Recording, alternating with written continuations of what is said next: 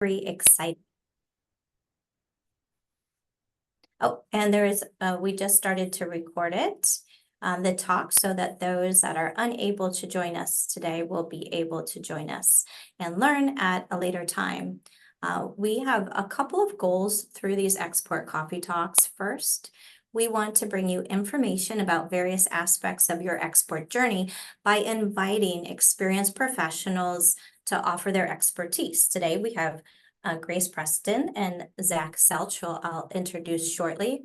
And second, we want to give you an opportunity to have dialogue with them. So we want you to use the chat, raise your hand. It's going to be a very casual chat about extremely important information today.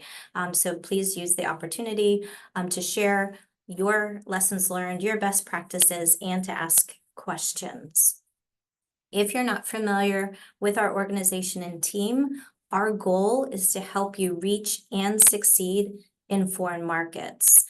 We offer a combination of free services to include international trade consulting services and strategic foreign markets that our North Carolina companies have expressed high interest in, such as Europe, Canada, Mexico, and the Middle East.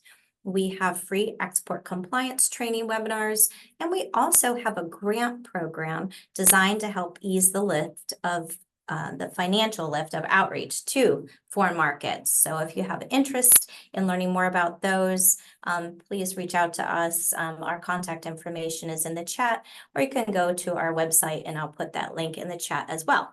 So without further ado, I'd like to introduce you to our experts today. I usually don't read bios, but for some reason today, I feel that their level of knowledge and qualifications and depth really should be highlighted. So I'm going to do that today. So Grace Preston is an international sales and business development professional whose career has spanned the globe. She has worked with a variety of technology and manufacturing companies, helping them open up and drive markets overseas. An expert in assessing market potential, best sales strategies, and understanding the nuances of various cultures, Grace has twice provided testimony to the U.S. Senate on the importance of export sales for U.S. small businesses. In 2019, she was awarded New England Exporter of the Year by the SBA for her contributions while working with a New England manufacturer, and most recently named the 2023 Global Businesswoman of the Year by the World Affairs Council of New Hampshire. Currently the International Sales Manager at Geophysical Survey Systems, Inc., otherwise known as GSSI, in Nashua, New Hampshire, Grace has traveled to more than 70 countries and all 7 continents on both a professional and personal basis. Zach Selch, international sales consultant, has sold to over 100 governments and some of the biggest corporations on 6 continents. He has led sales for 11 startups, a $500 million family-owned manufacturer, and has worked for a NASDAQ 100 company. Zach sold over $1 billion in 135 countries, beaten quota for 125 quarters, has brought in the single biggest purchase order in the history of 3 separate industries, and driven more than 1,000% growth 4 times. Those details are exactly why I read the bios today. So without further ado, I am very pleased to let Zach and Grace lead our conversation today. Thank you for being here. Thank you for having us, Melissa.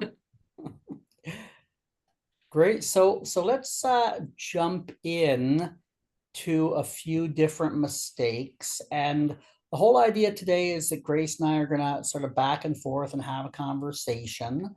But also, if people would like to ask questions, you can raise your hand or pop them into the chat, and we'll see if we can answer them as we're going.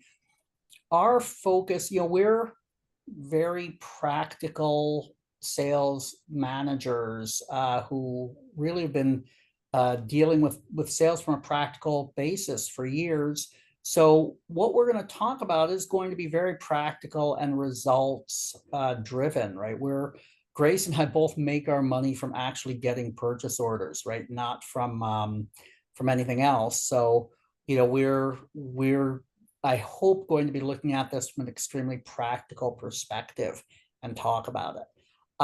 So I'm going to jump in. Usually when I talk about mistakes that exporters make, I really start off in terms of choosing market, but I'm going to take a step backwards on that now. And I'm actually going to go one step backwards into the initial thing that I think is really important that people very often get wrong.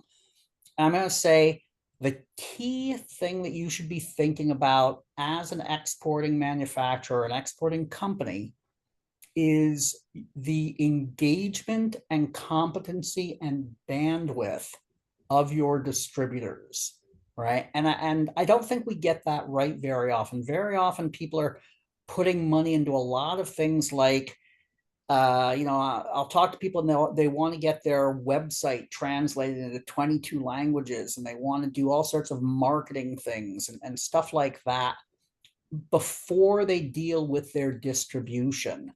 And why is distribution important? And I talk about this very often with clients. Let's take some very, very basic math. If you have one person in your company who is dealing with global sales and you are doing this directly, well, that's about 2,000 hours of sales activity a year. And if you think about what you could actually achieve with that, okay, so very often what you're doing is you're looking at it and saying, well, the available market for my product, and I'm going to use very round numbers. Let's say the available market for my product is 1,000 opportunities around the world every year, and you have 2,000 hours of available time, right? Well, what if it takes, say, 50 hours of work to get a purchase order? So that's dramatically limiting the possible number of sales you could be getting, right? It's limiting your exposure. Now, if you were, instead of to have one employee, you were to have 20 distributors, each giving you 1,000 hours of work a year, right? Now you have 20,000 hours around the world selling your product. And that's the power of working with distributors. And people very often don't even think about what they're trying to achieve. And we're going to talk about that a little bit more as we dig into the management of distributors and recruitment of distributors. But just the very beginning mistake is, what's your orientation and your whole goal? Everything you're thinking about should be, how do I get more engaged and competent distributor sales hours into the markets that are relevant for me, right? And that's the first mistake I would say, is this should be your primary objective, right? Is getting those sales hours with competent distributors in the right markets. Grace, you want to add, comment, argue, disagree, anything like that? Yeah, I mean, I kind of take it even a step further back, because I think a lot of folks in small companies fight with how do I get those distributors to begin with. So it's one thing, how do you engage them when you have them and get the right mileage out of them. But let's take a step further. How do you find them? Right. And what are the mistakes that that happen when you're courting new distributors? And I think small companies often make the mistake, and I think, Zach, you and I probably have made this mistake over our career, is anybody that comes knocking on our door, we say, okay, great, you could be our distributor, and not doing due diligence. Right. So, I would say, as you're vetting distributors, be sure to do your due diligence. I always equate it to dating. Take your time, court these people properly, because once you get married, divorce can be really ugly. So Right. don't make that mistake from the get-go. And then, then we could talk about strategies. Right. And mistakes, when you have people in place. Let's. Right. Well, no, I agree with that 100%. I think it's important to understand what you're trying to achieve even before you go out looking. But I agree 100%. And I'll also say, it's been decades since I've worked with a distributor who's approached me. Typically, what I like to do is I say, well, what would the distributor that I want to work with look like, right? Can I build up an ideal distributor profile and go and find that guy? And if you've chosen the right markets, right? So let's think for a sec again, and one of the other mistakes people make is they go into random markets, which is very often driven by exactly what Grace is saying. Imagine, and this is incredibly common, right? You're going to see this with 80-90% of people at a trade show. People show up at a trade show, they put up a sign that says distributors wanted, and somebody walks in from Portugal and says, I'm the best distributor in Portugal. I'd like to be your distributor. Now, Portugal wasn't on your roadmap. It isn't a good market for your product, but he's in your booth and he wants to be your distributor. So you sign him, and you as a company have limited bandwidth. So now let's say you can handle 10 distributors. You've just tied up one country with a country that wasn't possibly the country you should be in, right? So the first thing you want to do is really look and say, well, what are the countries that I want to be in? Where are going to be the right markets, right? Are they, we were just talking before we got on this show about a lot of people right now in the medical business are staying away from Europe because of the new CE registration protocols, right? So you could say, well, I want to stay away from countries that are going to be difficult for me to get into paperwork wise, but I'm looking for countries that have a large potential market for my product. And what we're looking for is, well, why do people buy that product? Why do people buy your product?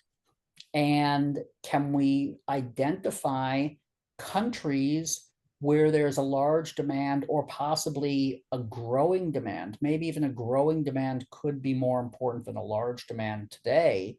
But if we know that over the coming years, that demand is going to be growing rapidly, that could be very attractive. But we identify the right markets. And again, this is the type of thing Grace and I have both seen. I'll talk to somebody and he'll say, oh yeah, I have a distributor in Bangladesh, and I have a distributor in Tunisia, and I have a distributor in Uruguay. And I'll say, but why are you in those markets? Well, somebody came up to us at a trade show. Or the other thing that I always find humorous is I'll talk to somebody and they'll say, well, we sell in France, Italy, and Japan. And I'll say, I bet your wife wanted to go on vacation in France, Italy, and Japan. That's how you chose those countries, right? You didn't choose those countries because of a business reason. And we should be only doing things based on how it's going to impact our sales. And we should be choosing our markets based on how we're going to grow sales. Yeah. So I would add to that, like, I think one of the mistakes that people often make is they just assume that every market's going to be a good market. And, don't make the mistake of saying yes to everything. It's okay to say no. And I think as a small company, people are really hesitant to say no. But, say no. Because you may end up with a market that's just going to be a total like black hole of resources, and you're going to get nothing out of it. So, don't make the mistake of saying yes to everything. Do your due diligence, research the market. My company, I used to be in the medical space, and I left because of regulatory. And for the last couple of years, I worked for a company that does radar systems that are used not for defense or aerospace, but used in infrastructure and construction for mapping the subsurface. So the research that I conduct going into a market is where's their big investment in infrastructure projects, because then I know it's going to be a good market. I don't waste my time with markets that are cost driven, or that there's nothing really happening, or there's not a lot of construction projects because it's just not going to be a good market. I may have somebody that fits the ideal profile of a distributor, but if there's nothing happening, I'm going to waste my time. And it's gonna eat up all of my resources when I could be dedicating those resources to a market that's going to generate revenue sooner. So, be limiting. It's okay to say no. Even if you're a small company, it's okay to say no. Focus on the areas that you feel that you can generate revenue sooner, and those will help, and then get those in place and then leverage those markets further out into other markets. Hope that Yep. makes sense. No, that's great. Thanks. And then, And hey, Zach, could Yeah. we hit pause and course. let's just kind of absorb that first point that you and Grace are making. And we have a couple of different people on the call that could chime in and just give various resources for how a company might use kind of this layered approach to refining and educating themselves about where to go. Or maybe if anybody wants to throw out a question about how would they go about identifying a market, we could sort of play that exercise out in real time. Yeah, we could do that. And while people are maybe thinking if they want to do that, Alex, if you're there and comfortable, just giving the SBTDC resources related to this SBTDC in North Carolina has international business counselors that are at no cost to companies, and they can help jumpstart research that can help companies understand a little bit more where they should be spending their time, effort, and money. Go ahead, Alex. Hi, thanks, Melissa. I don't want to interrupt too much, but as she said, reach out to the Small Business and Technology Development Center.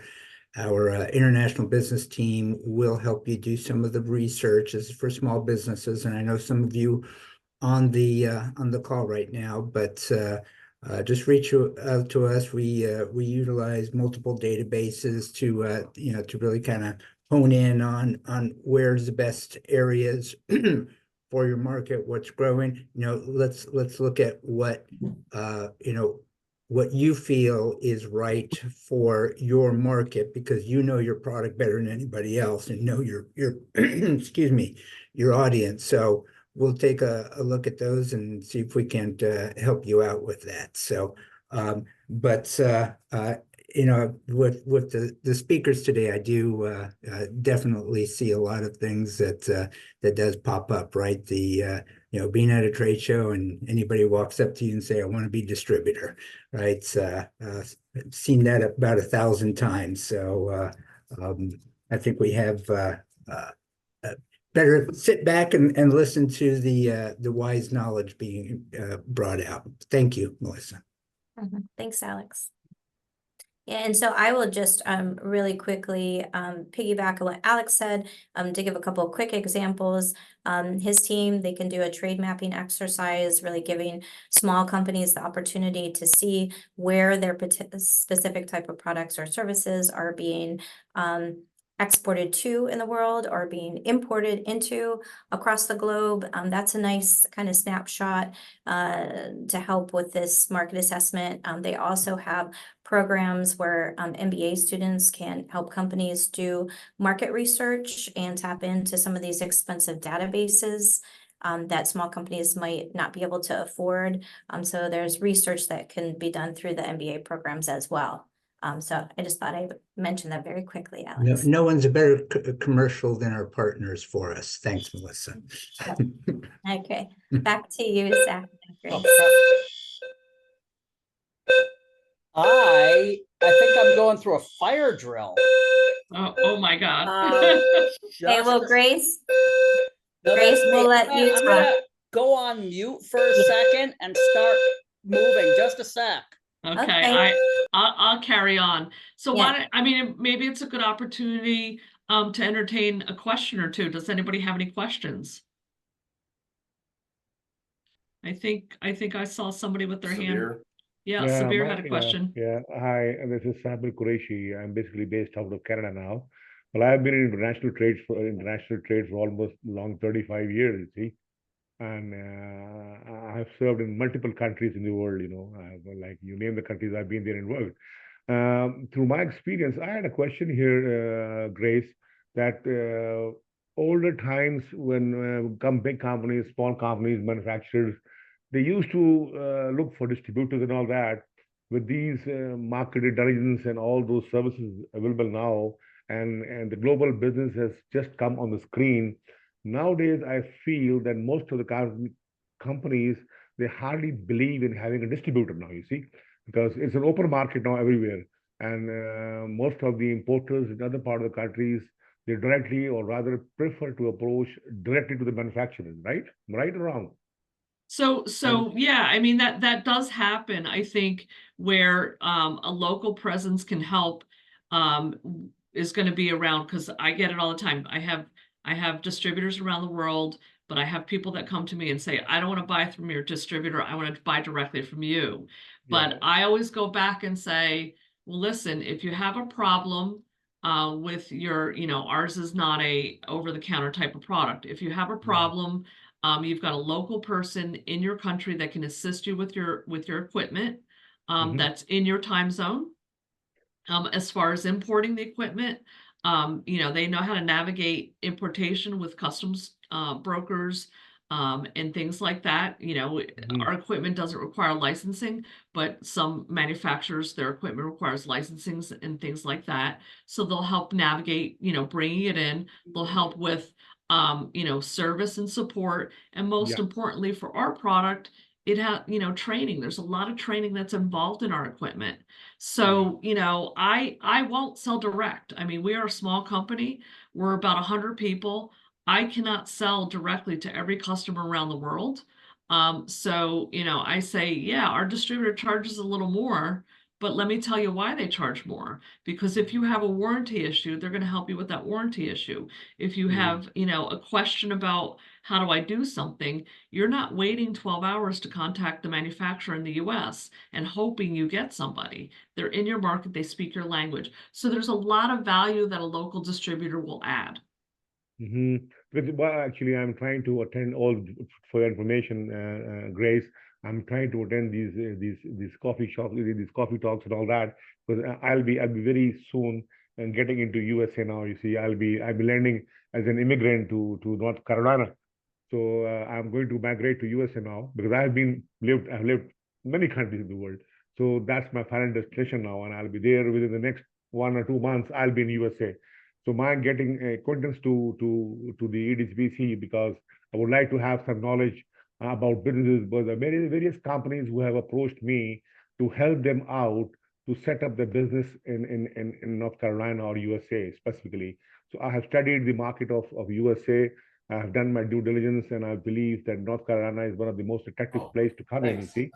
So that's what I'm trying to do now. My main reason attending these workshops is because I'm trying to help companies from Vietnam, even from UK and other places, to come and set up an office or some sort of a manufacturing facility back in North Carolina. See, Yeah. that has been my specialty, you see. I help people around business and international globe. Yeah. So, and that's the value that you bring is you're establishing, for a foreign manufacturer, you're establishing a base in the US and, to bring their products in, to understand the market, you have local knowledge. So yeah, there's a lot of value in establishing a local partnership and, for a small company, for us, it's invaluable because I don't know all the customers in Poland for our equipment because I have served into multiple businesses around the world. You talk the businesses like international trade to avionics, to general trade, telecommunication, everywhere. I have served in multiple countries in multiple disciplines. You see? Yeah. So I just had to run down. I was I'm in a hotel and there was a fire alarm go off. I thought I'm Zach, back online. Thanks. Yeah, Zach, I thought that was a call from a distributor. Thank you for the comic relief, Sabir. So nice talking to you guys. Good. I hope I answered your question, Sabir. I'm sure quite a bit of it. And then once I'm there in North Carolina, I've already told Melissa also, I would love to see you guys and just brush up my expertise with you guys over there also when I'm there. Absolutely. You'll Right. have to reach out to us. Yes, we're glad that you're Definitely, coming. I would definitely do that. Great. See you soon, guys. Great. Were there any other questions about that issue of trying to identify the right market? So let's sort of jump back in and talk a little bit about the next thing is sort of how we identify the right distributor.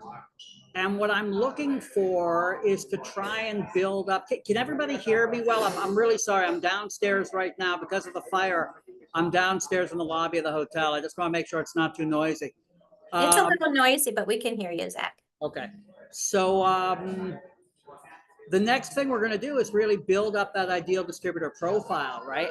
And again, think about this as though you are hiring a line engineer for your factory or some other important position in your company.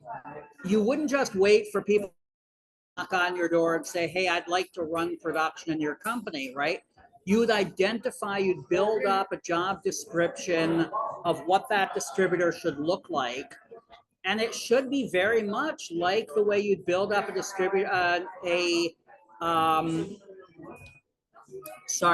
thanks. Somebody suggested I get closer to my microphone. So let's see if this helps. So what we're trying to do is basically build up the definition of what the distributor should do, right? We build up a sales process map. We figure out what all the components of the selling are going to be, right? And then once we've done that, we're going to figure out which components are being done by the distributor, which are going to be done by headquarters, which are going to be done maybe by a regional sales manager. And this gives us a pretty good picture of what that distributor should look like. And usually when we have a picture like that, we can also figure out what that distributor should be selling today. Okay. And by that, I mean some type of a complementary product that they will be selling to your target end user, probably at a similar price point to what you are selling now. And why do I say a similar price point? Because if you are selling consumables, working with somebody who's comfortable selling capital equipment isn't a good fit. And if you're selling capital equipment and working with somebody who's comfortable selling consumables probably isn't a good fit. So you want to find that perfect fit. And when we have that, we can go out and find the distributors we want to work with, right? And that's the way I always do it. I like I said before, it's been decades since I've worked with a random guy who walked up to me at a trade show or reached out to me. I identify the distributors I want to work with in the target market I want to work, and I reach out to them. Right, Grace? That's basically what you were saying too. Yeah, I think you have to be selective because, the other thing, a lot of these people that will walk up to you will insist on exclusivity, and you're going to end up being locked out of a market if there is eventually any potential because you've entered into a relationship that's not producing. So you have to evaluate, what your loss might be over the long term if somebody doesn't produce in a market. So, Right. so really take your time. I love the analogy that Zach, you used. You wouldn't just offer an engineering job to somebody that knocked on the door that didn't have an engineering degree, or, I want to work in engineering, and, you would vet that person. So, we got a great question that just came in from Ruben that said, what is the process to identify market and distributor? So there are a lot of resources that you can use, Ruben, from the state level, from Melissa's office. They can help guide you through looking at your product and identifying a potential market. And also there's federal resources through the U.S. Department of Commerce that can help provide research and help you identify. There's a lot of services out there that, from research to market market reports to actual matchmaking when you're ready. That'll match you up with, you know, a potential partner in a market. So I think the basic steps are, you know, research, right? If you're trying to sell something, like, again, I always come back to, you know, what I do today. We're in the construction market, the infrastructure market. I'm certainly not going to go into a market that's very rural, and, you know, there's no money to be spent on infrastructure. So even though, you know, I've got somebody that knocks on my door that says they want to become a distributor, you know, through my research, I'm like, there's no money being spent on infrastructure. Why would I go there?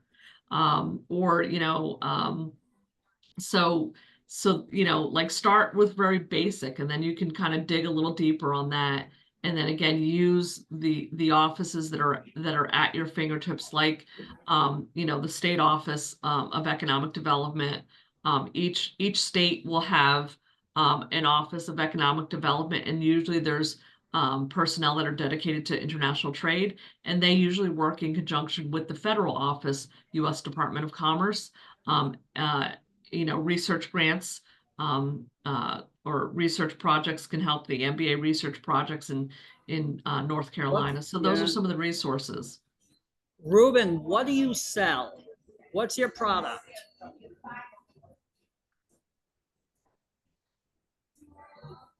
Ruben Escobar, you asked, what's the process to identify market and distributor? Fire equipment. Okay, great. So Speaking of fire equipment. That's funny. How timely. Yeah, crap. Just a second. Okay. All right. So that's a great thing. Okay. So think about this, right? Where are there areas where the governments are stocking up on the type of product you sell? Okay. Is the type of product you sell really high tech, or is it the type of stuff that was used in America 20 years ago, right? What's very often I find clients I'm working with, they have a product that was state of the art in 1985 or 1990 or 2000, and right now their market in the US is declining. So they're looking for places that are doing the type of infrastructure that the US was doing a few years ago. Or it could be very high tech. Now, is it used by people who own buildings and they're putting in alarms? Is it used by municipalities? So you could take a look and see what countries have regulations that might require either individual buildings or their municipalities to buy the type of product that you sell. Okay, so those are the type of things you might do to figure out where a country would be looking to buy your products.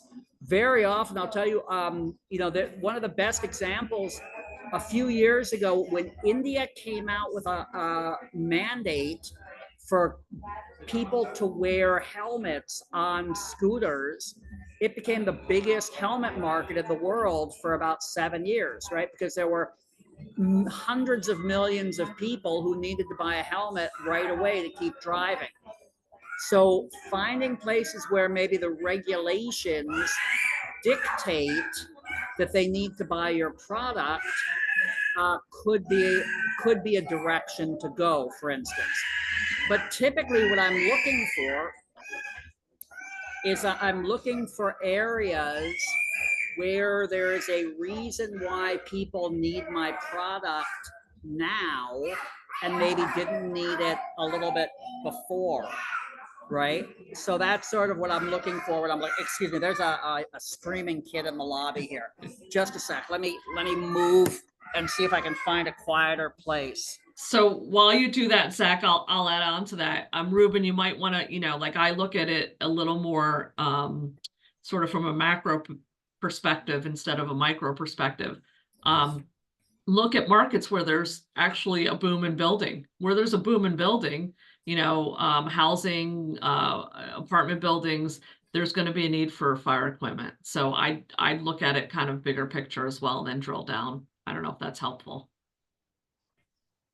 Yeah, Right. and Ruben, once you've crafted and honed in on some of these key questions, you know, and you can work with an international business counselor, your trade manager here, to help you with that list of key market indicator questions. Those would then become kind of what you could ask the MBA students to help you start with some research. You can tap into multiple resources, and then ultimately you have consultants such as Zach as well. So there's a whole array of resources that can help you find the answers once you come up with your key questions. Great. All right. Now, we've talked a little bit about getting started. How do you figure out the market? How do you figure out what that distributor should look like? And now I'm gonna go a little bit more esoteric into what I'm looking for with a distributor. I'm going to try and figure out what the bandwidth we need is. Okay, and what do I mean by bandwidth? So let's say we're looking at a market, and I like to use the Saudi market for healthcare because it's very finite, it's very well defined. There are 4,000 hospitals, okay? Now, if I'm looking to cover 4,000 hospitals in essentially 3 cities, how many salespeople do I need to cover that market in order to get the proper level of coverage, right? And if you basically say, well, if you have 4,000 hospitals, how many meetings do you need to do per year, and how many meetings can you do a day? And this will help you understand. So you can come up with this ideal distributor profile, which is the competencies that distributor needs. But then you come up with what's the bandwidth that you need from that distributor. How many hours a year do you need that distributor to give you so that you have adequate coverage of your target market? And those two things taken together will really give you the picture of the distributor that you want to work with, right? And when you talk to distributors and when you're courting them, like Grace said, this can be part of the interview process. You can say, look, we would like to work with a single distributor in Saudi Arabia. We believe that to cover Saudi Arabia, we are going to need at least 2 full-time equivalent people to give sufficient coverage for our product. So we're expecting you to either put 2 people full-time on our product or 4 people giving us half-time on our product, right? And that can be part of your negotiation with potential distributors, and you can put it in your distribution agreement where you say, this is the coverage you have to give us in order to continue to be our partner, right? Grace, you want to chime in? Yeah, so I would say, you know, like when I look at distributors now, you know, I have pretty hard requirements, and if they don't meet those requirements, I walk away.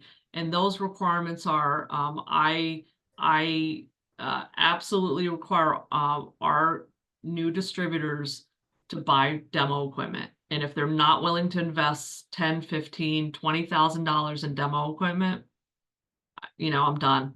They'll, you know, if somebody says, well, we'll just put it on our website for 6 months and see how it goes. Absolutely not. I'll be like, you know, I've gotten to the point now where I'm okay saying no. And I will say no, because them putting it on their website is not going to gain me anything more than me trying to sell directly in that market right now.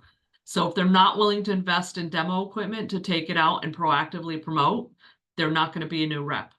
You know, they're not going to be a good rep in the long run. So define, you know, have hard requirements. And again, I keep saying, don't make the mistake of saying yes to everything, because you'll end up spending all of your time spinning your wheels and you'll gain nothing out of it. So have, you know, and it's okay to say to somebody, you know, we're not going to grant you exclusivity, what we want to do is maybe set some benchmarks. And, you know, those benchmarks don't actually have to be tied to sales. They could be tied to, you know, you're gonna hold one seminar every 6 months, or you're gonna participate in a trade show every, you know, once a year, or you're going to do a mailer. It doesn't have to be financial or sales driven. It could be marketing driven. And if the rep meets those benchmarks, then you basically say to them, you know, listen, our agreement has to be non-exclusive, but if you meet these benchmarks, I promise you I won't look for somebody else. Yeah. So, you know, set expectations. I think mistakes are often made when we don't set proper expectations on the front end, and it's okay to set those expectations. If you don't, somebody's going to get disappointed. So set those expectations up front. Yeah, and I think that's exactly right. I basically like to say we are looking to have a single distributor in this territory. I am not making you exclusive today, but in order to have a single distributor in this territory, I need this coverage. And I'll list some activities, and I'll say, as long as you carry out these activities, I will not find another distributor. And that's the way I word it. That way I don't get into legal trouble by appointing somebody exclusive and having them not perform, but I get the performance I want because now they have, you know, they have a way of getting that, you know, what they want out of it. Melissa, do you want to open it up to any questions at this point? Sure, and we welcome a free flow of questions out there. I love this advice for putting in those benchmarks and milestone requirements.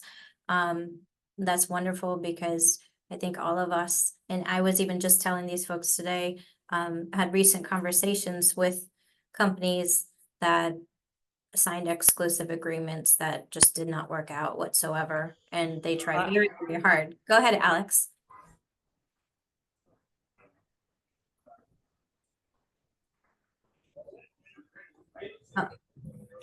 Yeah, I was going to say years ago, I remember somebody telling me how he was so happy he had signed an exclusive distributorship for the whole world. And he said, you know, and the guy is going to give me $1 million order. And I said, let's take a look at your contract. And it basically said that he had to give $1 million in the first year, or he would lose exclusivity.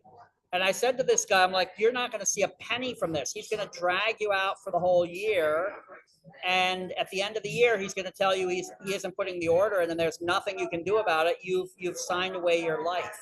And this happens a lot, right? You basically want to make sure, I'm not a lawyer, I'm not giving legal advice, but you want to make sure your distribution agreement is crystal clear what activities you expect. You know, people put together these distributor agreements that are 100 pages and they have all these legal remedies and all that. You're not going to send a lawyer down to Brazil to sue anybody. All you want is the ability to get out of the agreement and find another distributor if it doesn't work out as quickly as possible. So what you want is to make clear what you expect from this guy, from your distributor, and what happens if he doesn't deliver those activities, how you can get out of it. And I think Arthur, you put in the chat session that you seldom give exclusivity, but you do tie it to some specific minimum sales requirement, and that's great. And just like Zach said, you know, the key is you're not going to send somebody overseas to sue somebody. You just want to be able to get out of an agreement if things go sideways. That's all you want to do. So that's, you know, that's great. I have a question. Is there ever a time in your experiences where you've worked with a company, or maybe there's a company on the line now that has had an exclusive agreement, that there was either a justified reason for it or it made sense? Or are you advising that just stay away and never do an exclusive agreement. Can you give us some nuances there? So Yeah. I would get, oh, sorry, Grace, go. No, go ahead. Go ahead. I would guess that Grace and I have both worked with a lot of exclusive distributorships. And then at one point in our career, we stopped, right? So I try not to give anybody an exclusive agreement. But what I do is my agreements always say, if you do this, I will not hire another distributor in this territory. If you do not do this, I reserve the right to hire another distributor in this territory, because I don't want two distributors fighting over the same customers, but I don't want to be I never want to have to go to the government of Saudi Arabia and say, I am terminating my exclusive official distributor and hiring another one, because I've done that in the past and it is painful. Most countries protect the rights of the distributors much more than the rights of the manufacturers. So if you have a way out that basically says, look, I'm not terminating you, I'm just not going to give you discounts anymore, and I'm going to appoint another distributor, good luck with that, right? Then it's the equivalent of terminating them based on their poor performance, right? I mean, listen, everything has a price. I mean, you know, if I have somebody that I'm engaging in conversation with, and we come to an agreement and they agree to take, I don't know, I'm just going to throw a number out there, $500,000 worth of inventory, and, you know, commit to another $500,000 in the first year in a market where, you know, I didn't think I could see that, you know, I might be willing to sign an exclusive agreement, but I would make sure that in that agreement, there are terms in there that, you know, I can terminate the agreement within a certain amount of time for no reason or no cause, or, just have that out. You always want to have an out. And in fact, you know, right now I'm going through where I am at now, a lot of legacy partners that we had, you know, way back when, that, you know, were really good way back when, but they're not necessarily good today for the markets that we're addressing today with new product. And, you know, and it's hard, because you want to be loyal to the fact that they help build your reputation in a certain country, but they're not going to be on the bus moving forward. So basically the strategy that I'm taking is give them enough rope to hang themselves.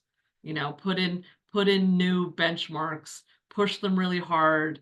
You know, and when they can't meet those metrics, then just kind of say, guys, you know, it's been great, but, you know, the party's over. You know, we have to move on to somebody else.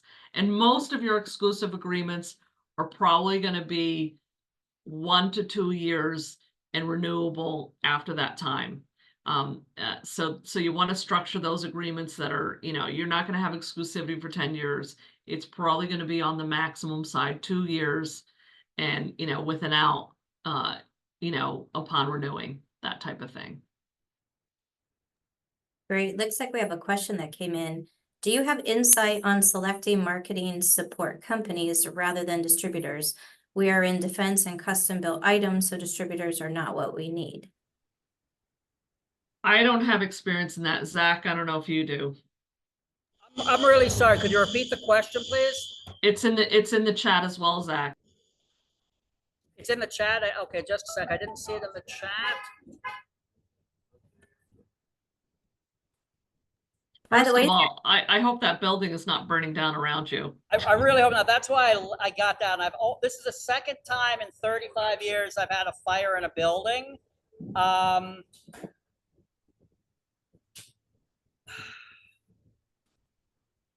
So, Mike, I'm gonna say most probably you like this distributors are not what we need.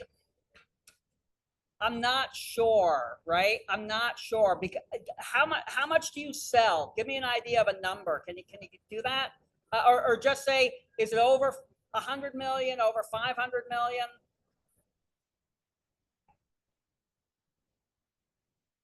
I mean, I use a lot of what I call outsourced sales resources and outsourced marketing resources. that help support the process, and they're not paid on commission or a piece of the deal, right? But getting bandwidth, getting more boots on the ground. I've worked with a lot of custom Okay, but I'm sorry. Are you dealing with 100 systems? Are you selling like 50 systems a year? Are you selling 200 systems a year? I'm looking for how much cash you have in your hand. Can you afford $5 million to have salespeople around the world, or are you basically can you spend 5 million? Okay, here's the deal. If you want, reach out to me through my website. I'll talk to you for an hour. We can chat about this. If you can't put boots on the ground, you have a complex product to sell, right?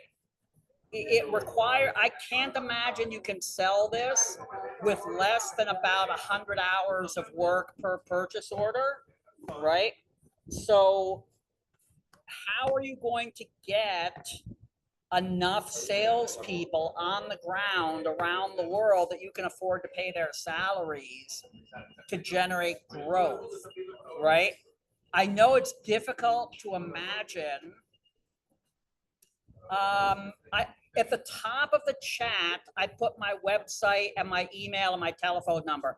Everybody's open offer. Everybody's free to reach out to me. I'll give you each an hour of chatting if you want to. Just find a time slot and I'll talk to you, okay? But here's the thing. Every distribution organization is different, right? One of my clients has every product they sell is a system, $1 million system that is custom designed for that customer, right? So what we're doing is we're using distributors or agents to identify customers, set up an intro, set up a discovery meeting, and then set up a demo, and then we're using employees to do the demo, right? So of the 13 pieces of the sales process, one of them is handled by the company and the other 12 are handled by the distributor, and then the distributor is getting a percentage of all sales, right? So there are different ways of doing it that way.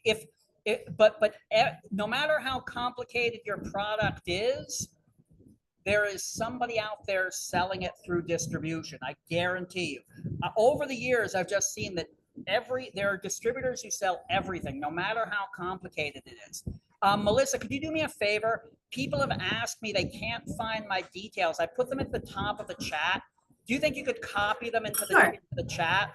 Yeah, I'll copy and paste and put them back in. Sure. The other thing to consider as well is, I'm just putting this in the chat as well. In a case like this, I wouldn't use a marketing support, but you might want to use a broker or an agent that has certain relationships that can get you into those end user customers who I'm assuming are probably defense or government, and sometimes they can open that door. So in a case like that, they open the door, they secure the meetings, you go in and do your demo, that type of thing.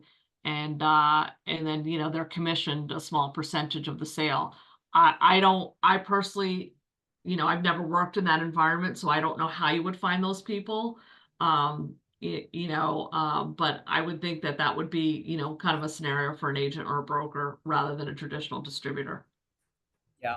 Well, before we end, Melissa, we're ending at the top of the hour, right?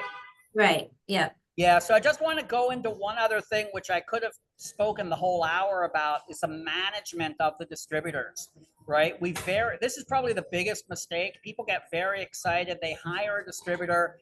They're very excited about the distributor. And then they say, well, the distributor is a business person, they'll do a great job for me. And then they never see any results, right? And we don't put in place the right systems to manage the distributor, right? And from my perspective, I put in my agreements, I say, okay, we're going to have a periodic meeting. That's probably every 2 weeks, where we're going to we're going to figure out what it is that we, we're going to basically say, okay, these are the deals that came in. Did they convert from this stage of the sales process to this stage of the process to this stage of the process? We're going to discuss those. Things have fallen out of the funnel. Why did they fall out? We're going to debrief on meetings, all of that. I like to put in place a playbook. I've been using electronic playbooks online for just about 10 years. I used to use a big paper playbook that was like 600 pages. Now it's all online, all on video, and that really, really helps get information to build up the competency of the people who are selling my product, right? So those are some of the tools that you use. And very often I'll talk to people and they'll say, our distributor in Singapore just is horrible. He's a horrible distributor. And I'll say, well, what type of car does he drive? And they'll go, oh, he has a Porsche sedan. I'll say, okay, you know what? He is a great distributor. He's selling somebody else's product. He's just a horrible distributor for you, right? Most of these distributors are selling something. They're just not selling your product. Typically, 80% of your distributors aren't doing a good job for you. And that comes down to the management of the distributor, right? Now, you think about this for a second. If you're selling, say, $5 million and it's 20% of your distributors are selling that $5 million and 80% aren't selling anything, improving that engagement is an easy win of $5 or $10 million, right? So driving up distributor engagement is probably the lowest hanging fruit for you if you have distributors in place today. And I'll just add, I know we're almost out of time. I'll just add really quickly to that. I have a saying around my office, out of sight, out of mind. So I am in market as much as I possibly can to work with my distributors to find out what obstacles they're facing in the market. Because if you're not there, they don't think of you and they don't have a call to action. So, you've got to be willing. The other mistake I would say is thinking that international sales are easy and quick. They are not. You've got to dedicate the resources, you got to dedicate the time, and you've got to be patient. So I would add that as sort of my final thought.